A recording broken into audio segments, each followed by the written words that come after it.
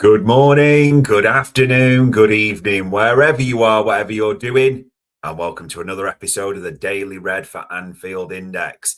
It is Sunday, the 1st of March. How the hell is it the 1st of March already? The days are flying by.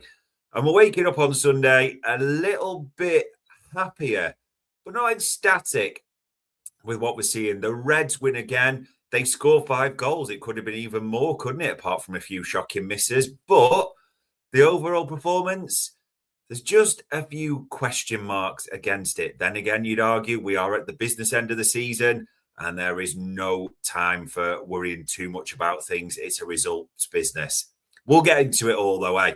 I'm your host, Dave Davis, coming to you from, it's been pouring it down. I've walked the dog in Edinburgh. It's sopping wet, miserable, which is a complete contrast because the sun was out. It was a glorious day when I was at Anfield yesterday. And I'm sure you enjoyed certain parts when we talk about the West Ham victory. 5-2, plenty to get into. Plenty of, for a neutral, 7 goals, but we're going to talk about the performance, individuals at the same time. It's a weird one to even know where to start with this, in all honesty, ladies and gents. But I take one scan here over the Anfield Index headlines. I see Hugo Ekitike, 20 goal contributions and more already. I could score more. I'm not that happy.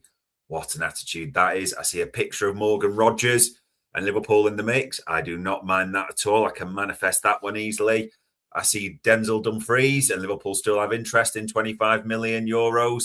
Let's absolutely shoot that down. Slot talking set pieces, we'll of course talk about, and Alisson and question marks over his future. I do not like that one little bit. But after yesterday's results, because I said it is a results business, let's have a look what it's done to the table. Liverpool are up to 5th, which, with the coefficient, does look like it would be enough for a Champions League place. Importantly, look how narrow that race is. I mean, there's Villa, United, us, and Chelsea. On one, it's going to miss out. Now, who's your money on now for this? Villa are top of that mini table, you could argue, outside of the title race.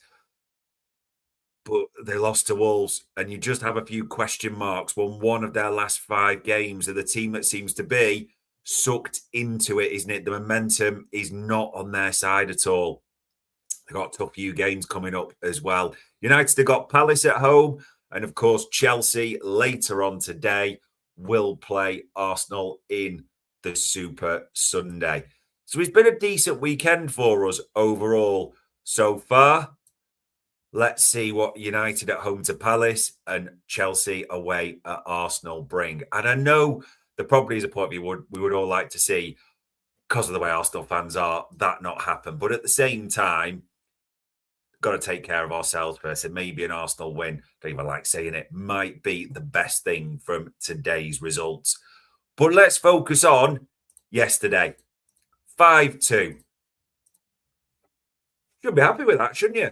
Not scored too many goals at Anfield. We've really struggled. I mean, you think back to Forest last weekend, 5 goals, 5 different scorers, another own G. We've got a few of them this season, but we forced them. Let's look at it that way. Ekitike, Van Dijk, McAllister, and Cody Gakpo on the score sheet. So you should really be happy. But it was a weird feeling yesterday, people. Even in the ground, we were 3-0 up. And you shouldn't really be complaining when you're 3-0 up at half-time, should you? That's a great result. But there was a little bit in the ground, and I know it's the same at home. How are we 3-0 up? Have we played that well? Not particularly. Even with the goals, there was a bit of, okay, set pieces. But do you know what? If you can't beat them, as they say, join them with set pieces, which, of course, we're going to talk about. McAllister's volley was a nice one, but we were still open.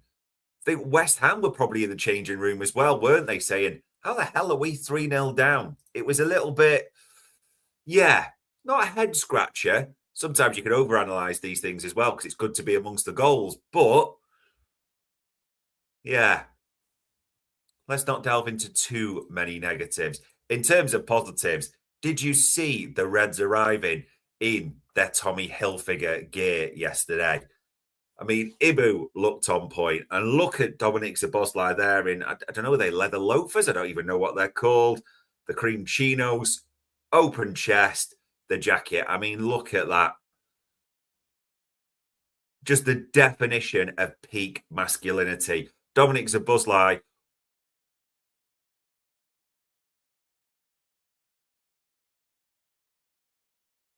Describe it. I think 3 women ovulated straight away. So it's great to see the Reds enter in style. In terms of the performance, I mean, he gets an assist and he was good. It is right to talk about a few individuals. Got to start with Hugo Ekitike, haven't we? 1 goal, 2 assists. And I love this. If you've not read it, well worth a full read. I'll give you a snippet of it. Hugo Ekitike not happy with his goal tally. So this was serialized today on the official website. Hugo Ekitike and his thoughts on the season. And the big paragraph, which you can see is serialized there. He was asked on scoring the 16th goal of his debut season. To be honest, I could score more. I'm not that happy. But it's not only about goals, it's about assists as well. Today, I think I gave 1 or 2 assists. As long as I can help the team and be involved, that's the most important. I want to win, so personally, I'm happy. I'm looking forward to the upcoming games. 16 goals. We'll kick out Community Shield. We're not going to argue here. 16 goals for Liverpool so far. What a debut season it's been. And the ceiling is just absolutely insane for Hugo Ekitike. Assists, and it's not being derogatory at all, but let's, the one for Cody Gakpo, okay, is McAllister's volley, but they count, a goal and 2 assists. I get what he's saying, though. This almost sounds like we're digging him out a little bit because I think he's brilliant. And as I said, the ceiling is world class. It really is for Hugo Ekitike. And even there in the chat panel, IBR Stella 1080 says Ekitike isn't going to give up his shirt to Isak as he's got more hunger in his belly. You can tell he's a hungry player. But he could have had more goals, couldn't he? And do you know what would have made him had more goals? If he'd worked on his heading, hadn't he?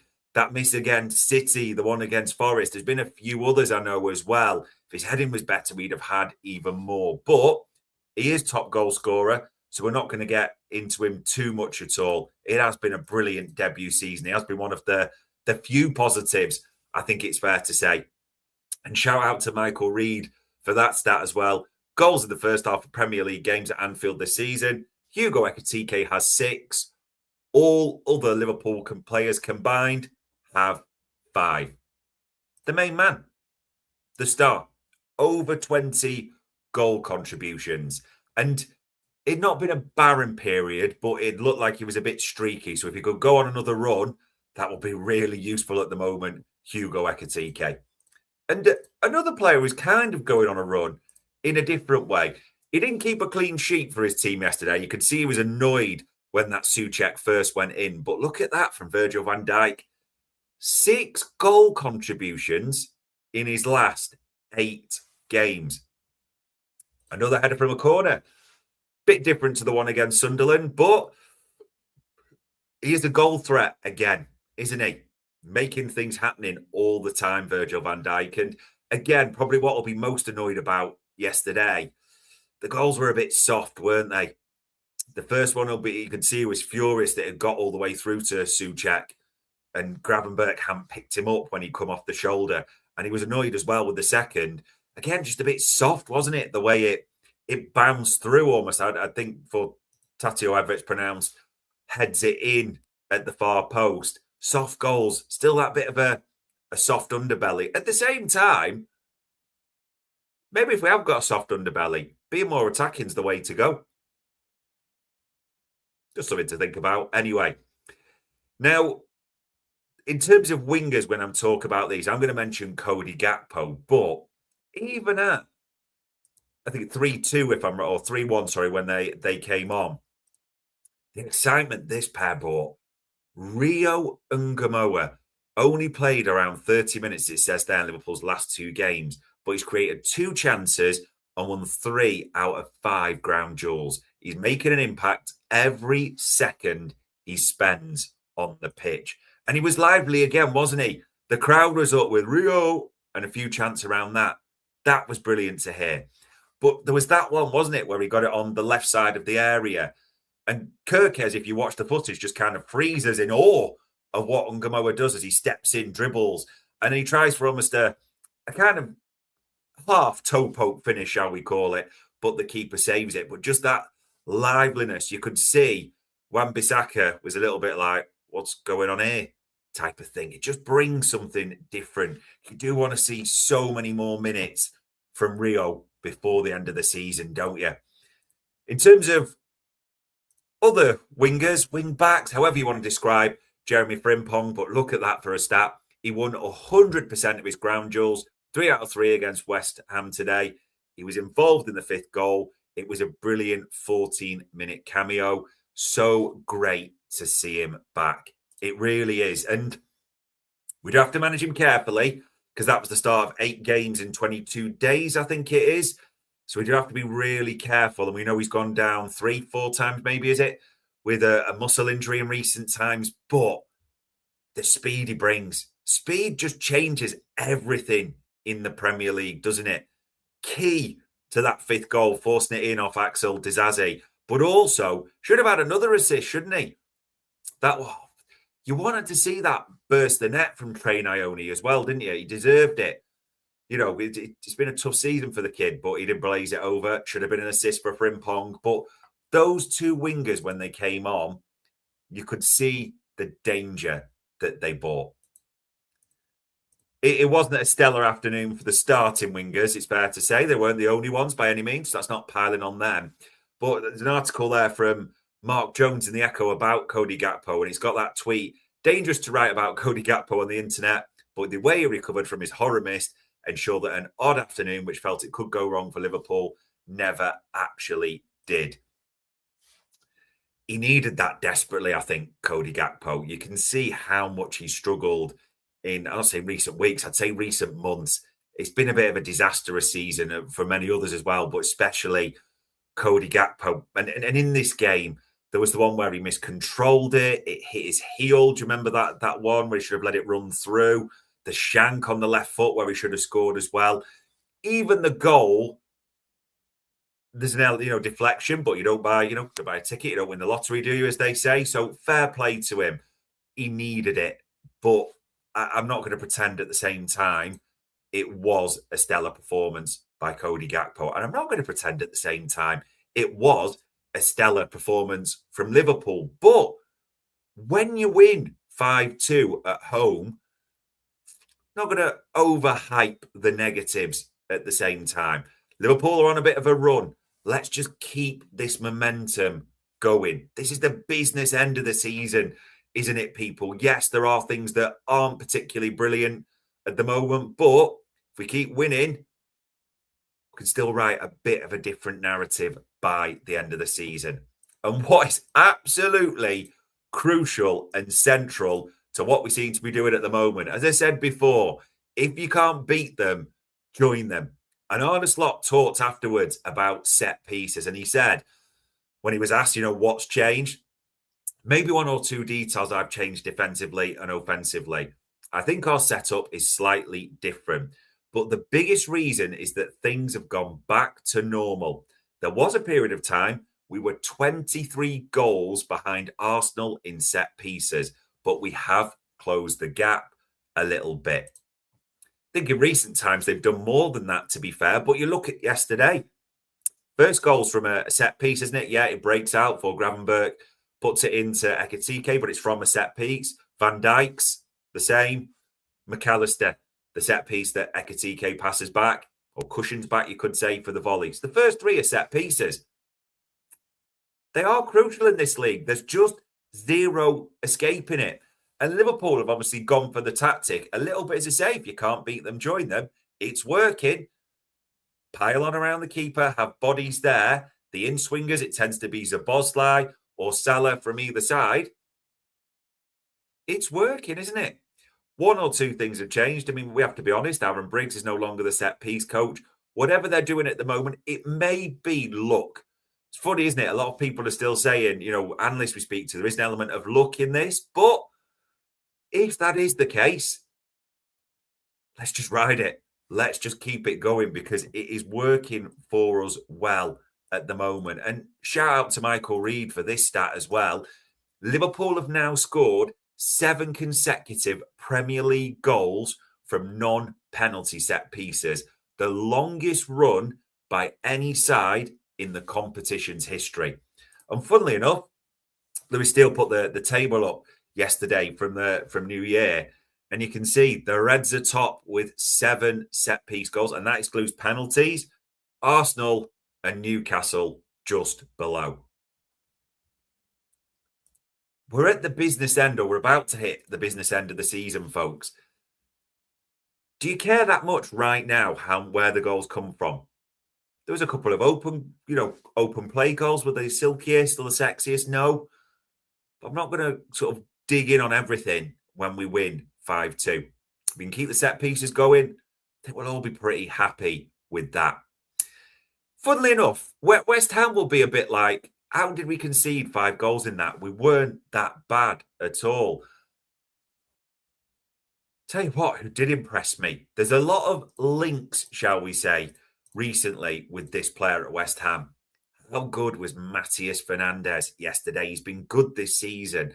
Now, there's been reported rumours around a release clause, isn't there? But it's important to say, if you go into the West Ham reporting, that he's understand to have a 50% wage reduction clause if they drop out the Premier League, but there is no relegation triggered buyout figure in his contract. Those are the sort of stories or the reports from the West Ham side. Don't get me wrong, because I've seen others saying he does, but I'm not so sure myself. If there is truth in that there is a release clause of around 27 million quid, definition of opportunistic. I think he's a hell of a talent. 21 years old, some engine, progressive, so much different positions in the midfield as well. I would love to be telling you that I've heard Liverpool are in. Liverpool really like this kid. And that might still happen. I really do want that to happen. But that is not what we've got at the moment. We've got to be honest. Do I think Liverpool will watch him or are watching him? Sorry. Yes, absolutely. If they go down, West Ham, he would be top of my tree as well as the pick. We'll see what develops there. In terms of other transfer stories, now I saw this on the website. Liverpool still have an interest in a 25 million euro defender, Denzel Dumfries, 29 years old. Tuto Mercato Web reporting that Liverpool are still keeping an eye on him. And of course, that's a nice picture of him with Virgil, Cody, and Jeremy Frimpong. Another Dutch person, possibly. But here's where I'm thinking the chances are remote. Absolutely remote. 29 years old for a start. And the only reason this link really arose with Denzel Dumfries is when Inter made an inquiry around Curtis Jones, we asked about his status, didn't we, when we were looking at right backs and the Gertruda situation, etc. I don't think there's going to be any serious interest this summer. Additionally, with Denzel Dumfries, he's had ankle surgery because he's had ankle problems all season. In fact, if you speak to Inter fans, he's actually missed 20-odd games. I think it's 22, 23 games now as well. He had muscle injuries, hamstrings last season as well. And he's 29 years old.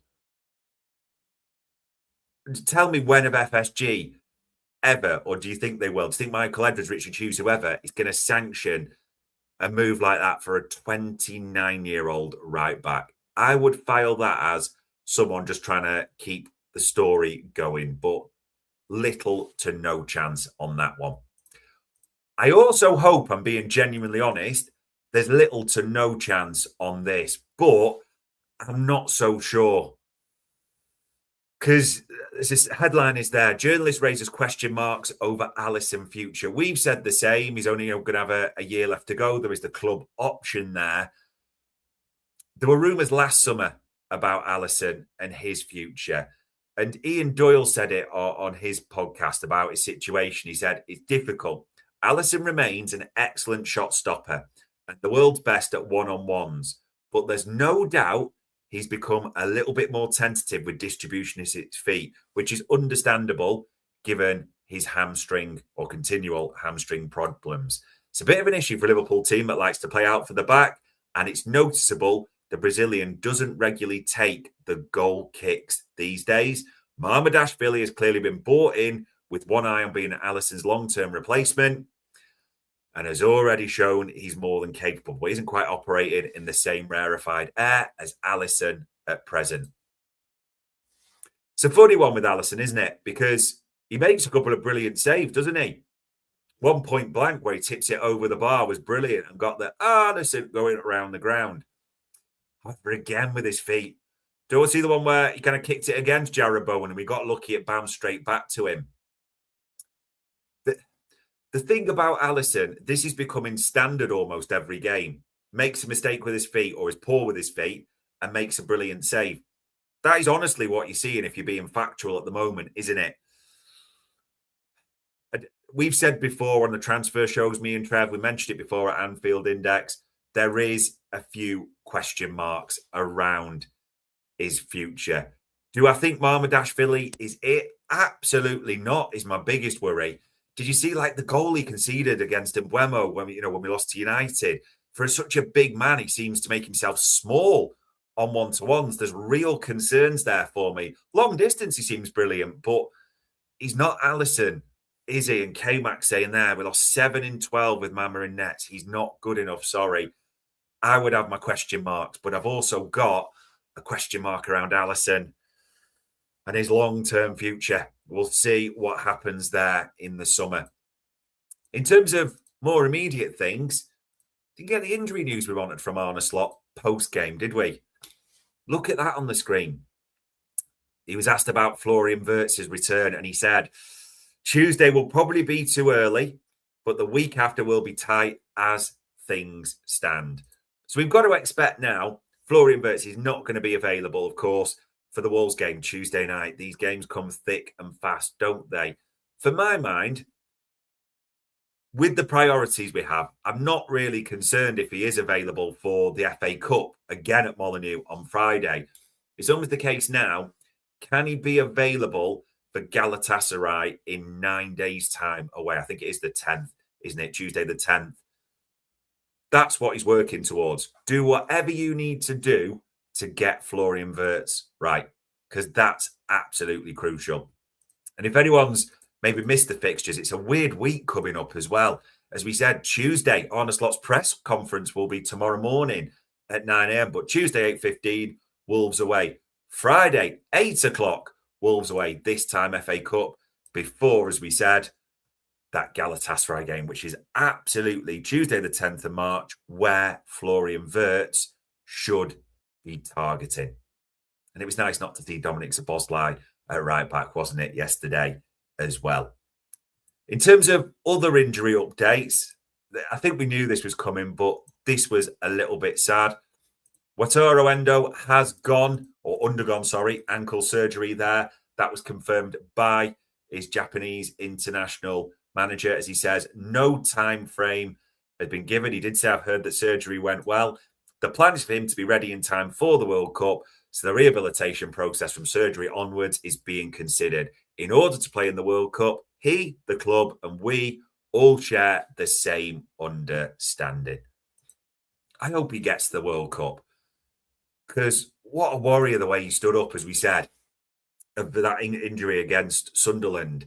And he's not really been used. He's not really had a fair shake, I'd say, from Arne Slot. He's kind of irrelevant a bit now.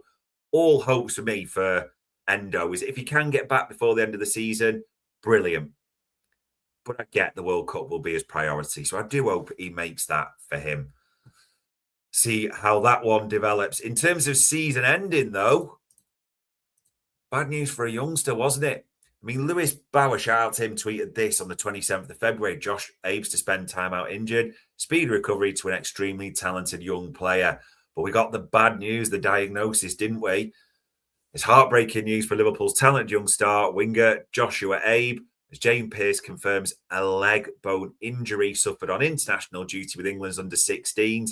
He will miss the rest of the season and he will be sent to a specialist in the upcoming days. Now, Liverpool are going to keep close attention on that. They'll, be nursing him through. Liverpool are desperate for him to sign scholarship forms, aren't they? They've let Trent Kane-Doherty, depart to Molde for €750,000. This is the next kid off the rank, isn't it? Him and Ngumoa are the big talents in the academy. They'll be desperate, and they know Arsenal, Chelsea, City have made a huge offer to his kid and the family as well. We don't need to go too much into who his agent is and all that, blah, blah, blah. But let's hope Liverpool can tie this kid down. And I saw this, and Lewis tweeted this as well. So we should mention this when we're talking about Liverpool youngsters. If you want to know how well Lucas Stevenson is thought of at Dundee United, the Liverpool loanee captained the side today. Captained the side as a 22-year-old loanee. Now, being based in Edinburgh, I've watched a few of his games, and he likes throwing it about, Lucas Stevenson. In fact, we could do with a bit of his heart in the team right now. Does he have a long-term future at Liverpool? That's maybe a different question altogether. But fair play to him, captaining his side on loan. In terms of other things to call out for you, ladies and gents, there is plenty of lists. I mean, it's a busy day, isn't it? I said the Old Firm's actually on now. If you're watching that or half watching that, about to watch that, you've got United Palace at 2 and Arsenal Chelsea as Super Sunday. So that's a hell of a cast. You've also, if you want to listen to more Liverpool stuff, Gags and Jack, we're talking post-match reaction there as well. Dave, Trev, and someone else who escapes me. We're on post-match Raw as well, talking the game. So that's well worth a download and listen to. Even moving into next week as well. Monday morning, 9 a.m, Slot's presser. David Lynch, Emil, we're doing Media Matters. Probably doing a bit of a news round early doors as well. It's a busy week, isn't it? 2 visits to Wolves.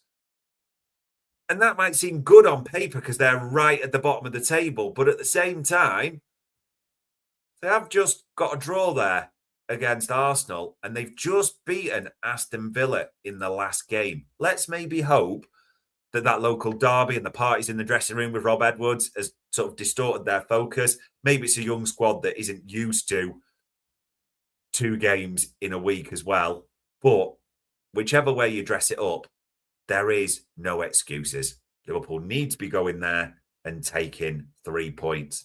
And as we said, with the games today, you would hope Palace do us a favour. I don't really think you're expecting it at Old Trafford. Arsenal, Chelsea. I never want to deliberately will an Arsenal win, but it is the best thing overall. Maybe a draw just is kind of funny, seeing Arsenal choke a little bit. You'll all have your opinions on it, but as it stands, Liverpool are in the Champions League spots, which is the main aim for the season. Will they be where by the close? I think they will by the close of play today, but we will have to see, won't we?